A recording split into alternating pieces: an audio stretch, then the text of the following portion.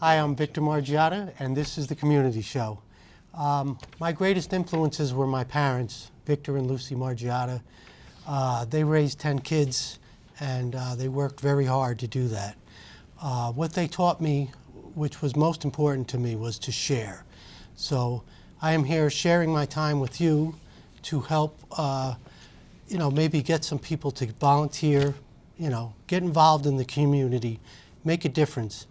If you see something that you don't think is right and you think needs to be changed, get involved, make a difference, make the changes that need to be made. My guest tonight is David Rocco. He's done a lot of things to make some changes, and we're going to talk about what he's done. So thank you, David, for coming on. Appreciate it, Victor, for being here. I'd love to talk about a little bit of your history first, where you grew up and your family. Born and raised in Yonkers and in Mount Vernon, and from there I got into a career in carpentry, cabinet making, bounced around different jobs, and then I got a nice job in the New York City Housing Authority from the early 80s to around 2001 when I got hurt.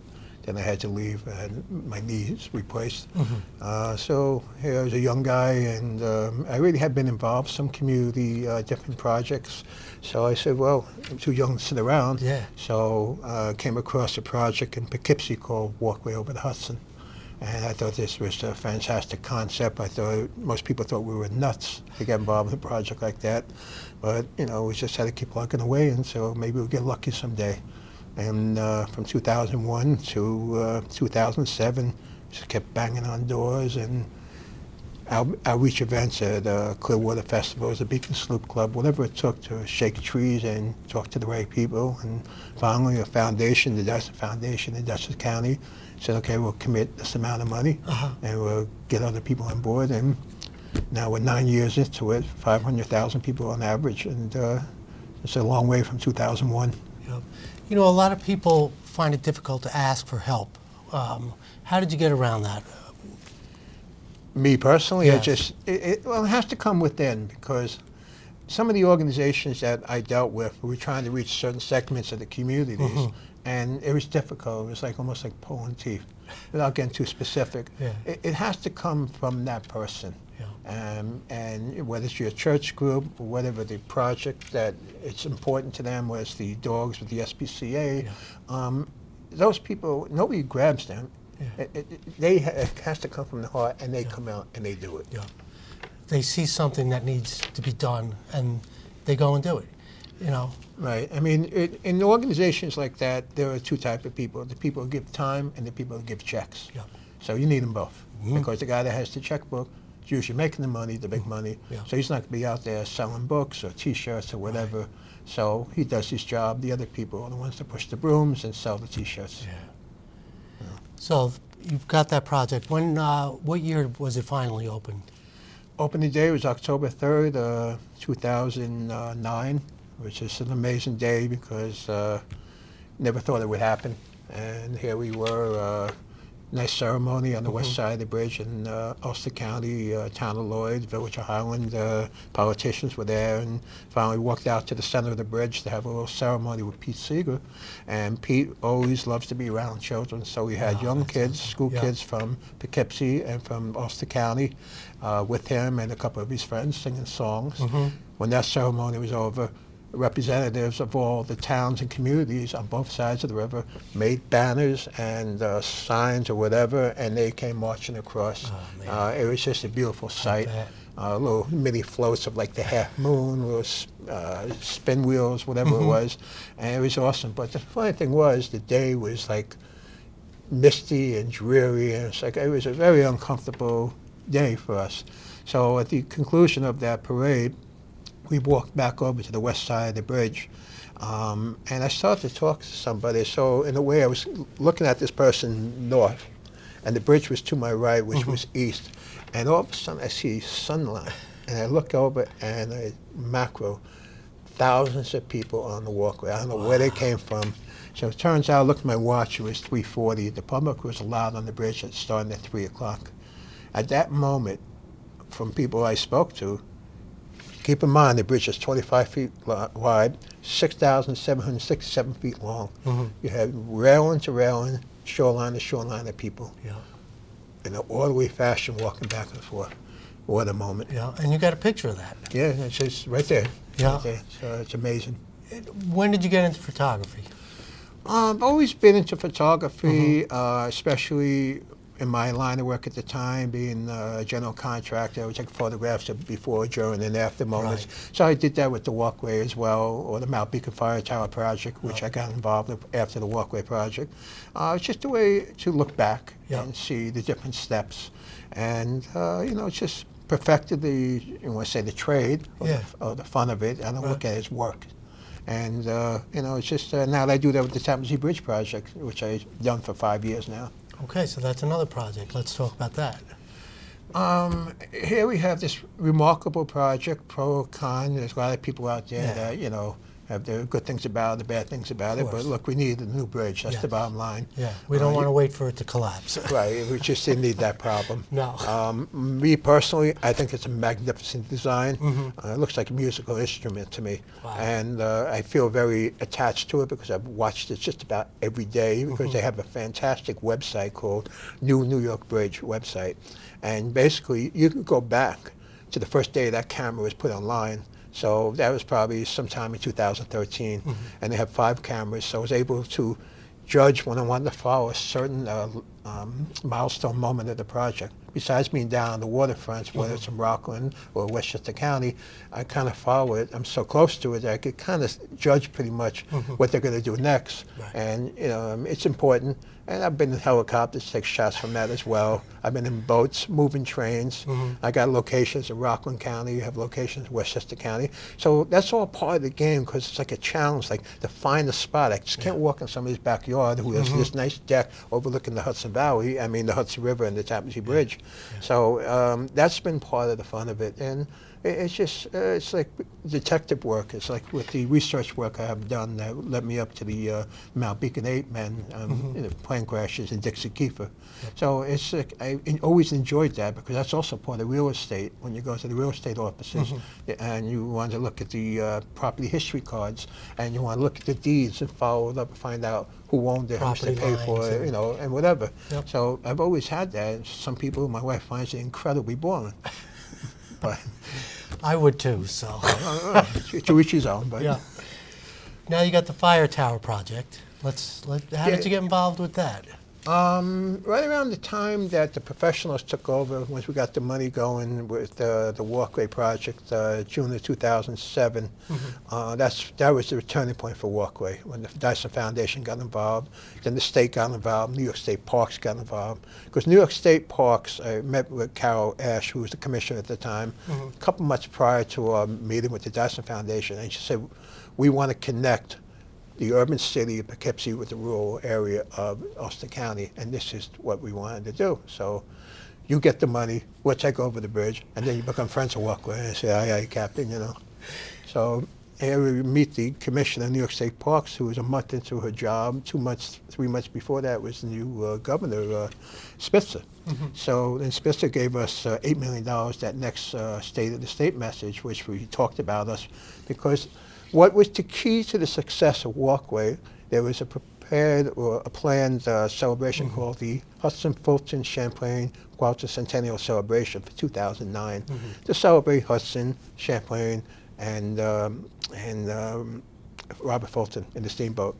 So that was going to be the deadline. So you have your beginning, and now you have your deadline. And once the Dyson Foundation got involved, nobody wanted to screw up because we're dealing with 22 different state, federal, local agencies, and the contractors. Right. Nobody wanted to screw up here. And it was amazing because it was like, first of all, they built the bridge in 3 years. And then you did massive renovations in 18 months. When they tried to build the elevator shortly after I left the group, it took them almost 3 years just to build an elevator, which is 20 stories high. But the key was nothing personal to the people that work for state, federal agencies, but you keep bureaucracy out of it, things get done a lot faster. And that's what happened with, thank God, we owned the Walkway up to the bitter end, and then we signed it over for $1 to the state. And the way it works is the Bridge Authority owns the bridge, and New York State Parks manages the bridge deck. So right after that, I found out about this hike up to Malpica called the Moonlight Walk. Scenic Hudson's another great group along the Hudson River. They have these organized tours and hikes. So we're going to go to the casino ruins, which was part of the old Malpica Incline Railway. So as we get up to the top of the hike trail, I look across, and we're standing on the north peak of Malpica. And Malpica has two peaks, the north peak and the south peak. And across the way I see the south peak, a fire tower. I said, wow, I never heard of that one before. So I make it a business to come back next week or the week after, and sure enough, I walked over there, and there was a sign up on top of the fire tower. It said, volunteers needed, call this number. I said, I got nothing going on. You know, I would love to do this. I climbed up to the top of it, even though there were no steps on it. I mean, it was not easy, but New York City skyline right there. Wow. I mean, it was the Hudson River. And a fire tower is to find fires that might be going on? Back in the day in United States, they had like over 10,000 fire towers throughout the United States. Now they have around 2,000. They were for men and women too, to sit up there from April to October, which was the fire seasons, to watch for fires, and there was telephones and to call into the local authorities. Obviously, once they came up with the Smokey the Bear campaign in the 60s and the 70s, and then cell phones and whatever, things started to calm down. And another big culprit of the fires, in the forest fires, was trains. They would throw sparks off, like the train on the Walkway, actually was called the Poughkeepsie Railroad Bridge. That started a fire. See, the Walkway originally was the Poughkeepsie Railroad Bridge. There was a fire on the bridge in 1974. It was not uncommon to have fires, sparks thrown off by these trains. See that? But what the problem was, is they didn't have a maintenance crew up there anymore. Number one, they also had these standpipes, which is for the water pipes with the hoses. They forgot to drain them the previous fall, so in the winter, it froze up, or the joints broke. So when the fire department came up from Highland and from Poughkeepsie, there's no water. They had to bring hoses across, lugging hoses across 3,000 feet across, because remember the bridge is almost 1.25 miles long. Most of the fire was contained on the Poughkeepsie side, and it wasn't helped by the high winds. I mean, the thing about, the Poughkeepsie Railroad Bridge was, it originally opened in 1899 and operated right until, 1889, until May 8th, 1974. And it was such a big thing during World War II, like when the military trains would come by. People would know in military trains because all the windows were painted shut, so they couldn't see where they were going. A young lady, it's an older lady, but I call her a young lady, came up to me one of my adventures, said, I remember when those trains came by, and like you see this paper flickering out, all of a sudden I pick it up and says, please mail this for me. So it was a GI on his way to Europe, sending a letter to whatever, his loved one or whatever. So it was great stuff that, with that history, because people need to know how important the Poughkeepsie Railroad Bridge was, because that name seems to get lost and becomes Walkway over the Hudson. With the fire tower, that has a lot of history. It's also on a national history, national landmark, historic preservations, National Registry for Historic Preservation, that's what it is. Both in the Walkway and the Poughkeepsie Railroad Bridge and the fire tower. Actually, when we were renovating the fire tower, we took pieces of the railroad bridge and put it on the fire tower. There were steel grates, maintenance grates. We cut them down to size and put them on the fire tower. So you have a piece of the Poughkeepsie Railroad Bridge on the Malpica Fire Tower. So your carpentry came in handy.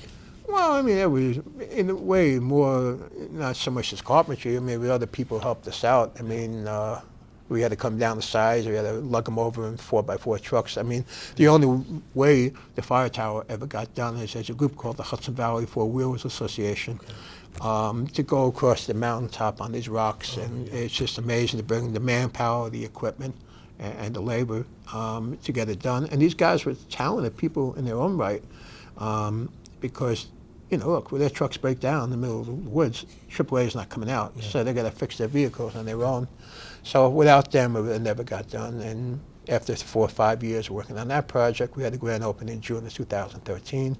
That was a beautiful day because Pete Seeger, who I became friends with on the Walkway Project, Jonathan Kruk, a great storyteller for the Hudson Valley, David Amram, a local musician who has a great history himself at Lincoln Center. They all came up and they performed, and about 75 people showed up. It was just a fantastic day, and it was like June 23rd, 2013. Beautiful sunny day, and that's shortly after that's when somebody had said to me, did you know about a plane crash in Malpica? And then when I got involved in that. Mm-hmm. Now, how close to the fire tower was the crash? They found out after doing some research there were actually 2 plane crashes. The one that I first found out about was actually, see, a lot of people think because it's the Malpica fire tower, so they think it's associated with the city of Beacon. The fire tower was actually in the town of Fishkill. So the first crash is the northwest flank of Mount Beacon, which is like along Route 52 near 84, going that direction toward the village of Fishkill. So that's the crash that had the Navy legend by the name of Dixie Keeper, because when I started to read this, and I read Dixie Keeper's background, I'm saying, you had somebody of this stature that was killed in the plane crash right here. And doing that research led me to the Navy plane crash 10 years earlier in 1935, a half a mile south on top of what we know as Fishkill Ridge. And 2 guys were killed that day. It was just a shame because the pilot was 28 and the passenger, his aviation mate, was 27. They were on their way back from Albany to their base in Brooklyn, Floyd Bennett Airfield. The 45 crash, these guys had just come down for an overnight from their base in Quonset Point, Rhode Island, to an airport in New Jersey, Caldwell, to go to a football game at Yankee Stadium. And I guess they went out for the night, Manhattan for Saturday night, and then get in the plane Sunday morning to fly back to Quonset Point. They followed the Hudson River. Their last instructions was from Stewart Airport in Newburgh, and they just didn't get high enough because of the cloud cover. And to this day, there are pieces of both plane crashes from the 45, more so, and smaller pieces from the 35 crash. Still So we're talking 70, 80 plus years for both of them. So what led you to do all this research? It was, like I said, it just kept grabbing me. And it's like the research of doing real estate, because every time I turn another page, it's something that was more fascinating about that. I mean, to find out Dixie Keeper was the first person to ever fly a plane off a ship at night off the coast of San Diego in 1924. Oh, And to find out his uncle played Major League Baseball, it's like all these different things. And then to find out, like, the pilot of the plane that crashed, he was an awesome pilot. He was called a Navy ace. He shot down 6 Japanese planes in the South Pacific. He spent most of his time on the Bunker Hill, but he also flew some of his missions off of the Intrepid in Manhattan. wow. So, and there was an African American on board in the plane crash in 45, Clarence Hooper, which was unusual then because desegregation didn't take hold until 1948. And Clarence was the only one out of the 8 men, and by the way, we call the 8 men the Mount Beacon 8. We lumped them together, and we want to raise money to buy a monument for them to honor all 8 of them. We're also going to put historic markers of each of the crash sites. But Clarence is the only one of the 8 that has children. And at the time of his death, he just got back from his honeymoon because he had a child out of wedlock a year earlier, and he went back home to marry the mother. And the day he got back, which happened to be October 31st, my birthday, 1945, he signed over the benefits to his new bride. And that came into play because, his mother or brothers would have got that instead of her, rightfully hers. We were supposed to have a ceremony last November, Veterans Day, but it just couldn't work out, and I already had made arrangements. I was able to locate Clarence's daughter, who's down in Virginia. She was going to come up to the ceremony. And the pilot, Lloyd Heinsohn, from the 45 crash, his sister's still alive. She lives up in Williamstown, Massachusetts. She wanted to come down for the ceremony, too. So I'm hoping we can get together at the town of Fishkill. It's amazing how you get yourself out there and how many connections you make. You know what I mean? It's so important for people, get involved, and, if you're not working, volunteer. And then you could make these connections. You could meet people that could possibly get you a job. Absolutely, because everywhere I've ever been involved as a volunteer, and remember, I go in with no ulterior motives. I just do it because it's the project I like. You always meet a lot of nice people from, most of the time, Yeah. from a wide variety of society, Mm-hmm. whether, the poorest guy on the block or the guy that has the most money. Yeah. But everybody has the same common goal to be part of that project.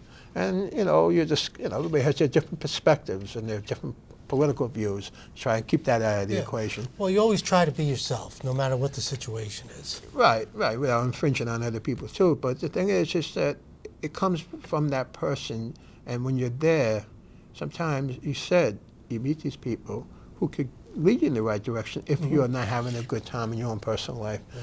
The beauty of getting involved is that it takes the focus away from you, Yeah. so you're not feeling down about yourself. You're doing something for somebody else, whether it's you're working for the SPCA and bringing rescue dogs up from the south or helping them out at one of their local events. Yep. It's so many wonderful organizations out there that always need help.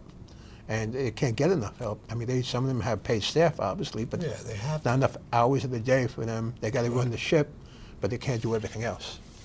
So now the book. You've gathered all this information. You could have wrote it yourself, but you figured you wanted it to be perfect. So you found an author. A year ago, in January, I was coming back up from the city, and I needed a ride home from the train station. A good friend of mine from a local restaurant owner here in town, Lonnie Packley, Division Street Grill. I called him up and I said, I need a ride home, Lonnie. He said, no problem, but we got to stop at BJ's, in a box store in town. I said, okay, no problem. So I see you do a thing, I'll go over to the book section. Okay. And there were two books that caught my attention. One was called Undersea Warrior, and the other was called The Ship That Wouldn't Die, written by the same guy, Don Keefe. I said, $10 each, I'll take them both. So I go home. 2 days later, I said, which one I'm going to start with? So no matter what book I read, I always go through the author's notes first, just to get a feeling of the book before I start it. So Don, in both of the books, pretty much the same thing, talks about how much respect he has for the veterans of all wars, but especially World War II, because they're dying. When Brokaw did his book, they were dying 600,000 a day. Now they're down to like 300,000, even less. Not that many left. So he created a website called 1 Million Untold Stories. So he said, if you know a family member or a friend, whatever, relative, have them contact the website and share their story, because once they're gone, they're gone. And by the way, if you have a subject matter that's never been written about before, contact me about a possible project. And I said, well, here's my chance. I could have written the book myself, but I wanted a seasoned veteran professional writer, because I had 4 years worth of research. And I knew Don, because I knew the biggest problem was, number one, getting a publisher, trying to reach somebody on, Madison Avenue. They all want, an agent. So I said, if I got to step back and let him take some of the credit and the glory or whatever, you know what? I just wanted the story told. It needed to be told, because you have 8 men that were forgotten by some, because not too many people around anymore 70, 80 years ago, and unknown to most. So I thought it was a great story that needed to be told. And I sent the letters to Don, and he answered back in 3 hours. But I didn't give him any specifics. I just gave him generalities. Okay. But meanwhile, I don't know. I didn't read these books yet. So he said, give me more, and we'll talk. I'm very interested. So I said, okay, let me take a leap of faith. And I filled in all the blanks, and boom, he wrote back to me the next day, let's do it. Oh, my gosh. So when I started reading these books, now I know why. Because he must have fell off his chair when I said the name Dixie Keeper, because Dixie Keeper is tied to 2 guys in both of his other books. See that? So he said to me, look, I make my living paying the heat and the food on the table with my writing, but this book has to be told, okay? I have my own publishing company, so we'll try with my agent and my publishers, see if they go for it. If not, we're still going to do it. Yeah. So I started sending him the information. By the end of January, early February, I had to go to Staples and make 1,500 copies of everything I had. The girls at Staples were very nice and helping me out. That was fun. Shipped it off, $100 worth of postage, and this huge box. And sure enough, he sent me back the first 5 chapters in the beginning of March. Yeah. I knew I had it right. Now I'm reading this story about the research that Don did himself. thrown with his background. He's written over 30 books, which, like I told you before, one of the books was turned into a movie starring Gerard Butler and Gary Oldman. It's supposed to come out this year. And it's great that he won the Academy Award and every other award in between. So that would be helpful because Don wants to turn our book into a movie. Now, the name of his book was what? It was called Firing Point. And then now the movie is called? Hunter Killer. Okay. So keep an eye out for it. And Gerard Butler, who's a great actor. I mean, Gary Oldman, I mean, he's an awesome actor. Gerard Butler is a fun actor to watch, you know. So it's about a submarine story. I think America's naval forces saved the Russian president from assassination. Oh, okay. I don't know. I didn't read it yet. I apologize, John. Right. John, I'll get to it. So how do you get the title, The Indestructible Man? That's a borrowed title. That has to do with the fact that, getting back to Dixie Keeper quickly, Dixie Keeper was the executive officer, which means second in command of the USS Yorktown during the Battle of Coral Sea and Midway. Midway was the turning point of the war because we won it, but the Yorktown sank. And he was the last person to jump off the Yorktown. And he got a lot of injuries, and during his recovery from his injuries, he had to, his recovery period, they asked him to take part of a movie, a documentary called The Fighting Lady. And they used this ship that didn't have a name yet. And he was in it. I got a copy. Anybody could buy it on Amazon, whatever. It got the Academy Award for Best Documentary, I think, in 1944. Okay. So that ship was renamed the Yorktown, the second Yorktown, because the one that he was on was the CB-5. The second one became the CB-10, which was used for that movie, but which is now down in South Carolina in Patriots Point. We got about a minute and a half left. So to make it quick. So then he became the executive officer, no, the commanding officer, the first one of the Ticonderoga 2 years later. And he was really on the ship that long, from May or June until January when they were attacked by 2 kamikaze planes. And he was injured, he survived, but during his recovery, shortly after his recovery, he had an award ceremony in Rockefeller Center. Secretary of the Navy, who became the first Secretary of War, James Forrestal, who was from Beacon, who at that time was called Mattawan, was reading off his exploits from the Yorktown and from the Ticonderoga, and he said, you know what, you're the indestructible man. So that's how we got that name. That's awesome. Who would know 6 months later, Keeper would get die. killed in Forrestal's hometown. Crazy. All right, so can we buy this book? Absolutely. You can go on Amazon, Barnes & Noble, Excellent. and you go to Erin Press, R-E-I-N Press, and buy it directly from them. Okay. It's $15. Okay. Now, the important thing is that we know our history, that we have a sense of belonging, that we are part of the United States, and I got to thank you for putting this out there and using the efforts that you did Appreciate to do that. this. So thanks for coming on. Victor, pleasure to It be was here. awesome. So you're going to have to come back on, maybe Be my another guest. month or two or so from now. So, and, Absolutely. sounds good. I'm Victor Margiotta. This is the Community Show. Thank you for watching, and get involved. That's the key thing. So have a good day.